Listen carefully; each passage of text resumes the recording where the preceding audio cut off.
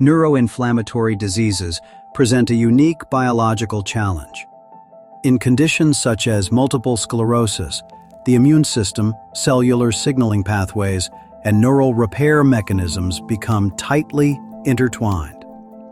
While inflammation contributes to tissue injury, immune activity also plays an essential role in regeneration and repair. FG-003 explores this balance. Rather than viewing inflammation as purely destructive, the program examines how immune modulation may influence neural stability, cellular resilience, and remyelination dynamics. The central hypothesis is not simply suppression, but regulation. By investigating pathways involved in immune trafficking, checkpoint signaling, and tissue response, FG-003 aims to better understand how immune behavior interacts with neural repair processes.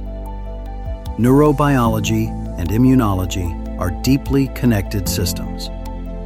Advances in neuroinflammatory research increasingly suggest that durable therapeutic strategies may require coordinated modulation rather than isolated intervention. FG-003 represents FireGate Biotech's exploratory framework for studying these interactions.